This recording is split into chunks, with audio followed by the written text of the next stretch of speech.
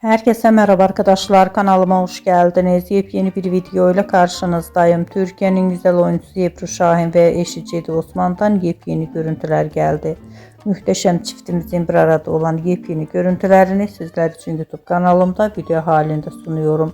Umarım beğenirsiniz. Arkadaşlar, videomu beğendiyseniz kanalımı izlemeyi ve bildirim butonuna basmayı unutmayın. Şimdilik benden bu kadar olsun. Yeni videomuzda görüşmek üzere. Hoşça kalın.